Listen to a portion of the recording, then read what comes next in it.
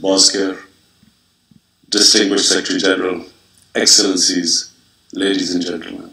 I would like to thank His Excellency President Aliyev of Azerbaijan, Chairman of the Non-Aligned Movement, for proposing this special session. The COVID-19 pandemic is the most serious global crisis since the Second World War.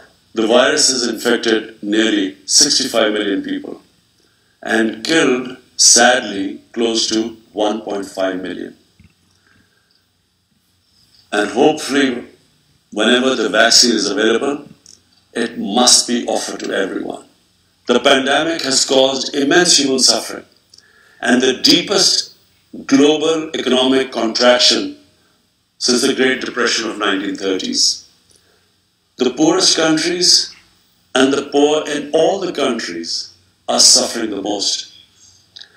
Nearly 100 million people in developing countries will fall back into extreme poverty.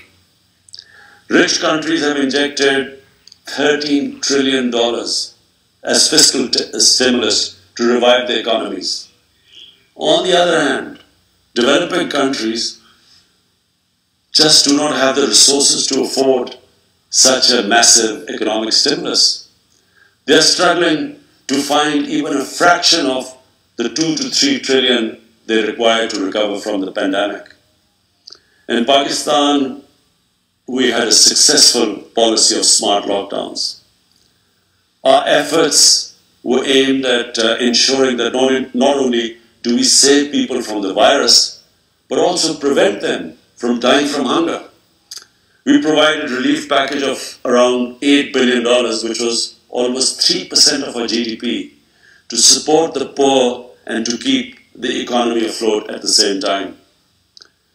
And as I said, so far our strategy has worked. But now we are confronted with a far more aggressive second wave of the virus. We are facing now the challenge of maintaining and reviving our economic growth, as well as dealing with increasing number of cases which are occupying our hospital beds. The IMF Managing Director had advised countries to spend as much as it is required to stimulate growth. But like many developing countries, Pakistan is committed under our IMF program to reduce the budget deficit. And I'm sure other developing countries in our position are facing a similar dilemma. How do you stimulate the economy and yet at the same time reduce your budget deficit? The only way we can have the fiscal space to maintain and revive growth is through access to additional liquidity. Last April, I called for a global initiative on debt relief. We are grateful for the debt suspension announced by G20 in May and its subsequent extension till June next year. We also appreciate the rapid lending facilities activated by IMF and the World Bank. Yet the amounts generated so far are not even close to the needs of the developing countries to recover from the impact of the pandemic. As far as I know, 5 developing countries have already defaulted on their debt, and it seems others are about to follow. Several nations faced with large debt repayments and at the same time lost revenues are on the brink of economic collapse. There are disturbing reports from the World Food Programme of possible famines in some parts of the world.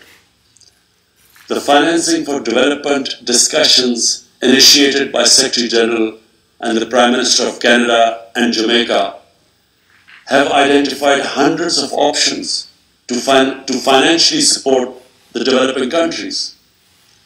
We hope that this process culminates in some concrete action soon. There is a need to reform the international financial architecture, build an inclusive and equitable debt management mechanism, construct a democratic, SDG-focused trading system, and install a fair international tax regime. If economic collapse is to be averted in a number of developing countries due to the COVID-19, the international community must identify and implement some key priority actions. I would like to propose a 10-point agenda for urgent action. 1. Debt suspension till the end of the pandemic for low-income and most stressed countries. 2. Cancellation of debt of least developed countries. 3. Restructuring of the public sector debt of other developing countries under an agreed inclusive multilateral framework. 4. A general allocation of special drawing rights of $500 billion. 5. Expanded concessional financing to low-income countries through multilateral development banks. 6. Creation of a new liquidity and sustainability facility, which will provide short-term loans at low costs. 7. Fulfillment of the 0.7% official development assistance commitments. 8. Mobilizing the required 1.5 trillion annual investment in sustainable infrastructure. 9. Achievement of the agreed target of mobilizing $100 billion per year for climate action in developing countries. And 10. Immediate action to stop the massive illicit financial outflows from developing countries to rich countries, to offshore tax havens, and at the same time, there should be an immediate return of their assets stolen by corrupt politicians and criminals back to these countries. This one action, I assure you, Mr. President, this one action would benefit the poor countries more than all other measures put together. Excellencies, everyone agrees that there has to be a collective response to recover from the COVID crisis, and at the same time achieve sustainable development goals and implement targets set by the Paris Agreements. Excellencies, the UN Charter's concept of collective security embraces collective economic security.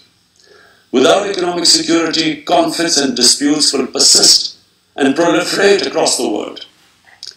Guided by the principles of this Charter, we must all work collectively for an inclusive, stable, and sustainable economic, social, and political order. I thank you.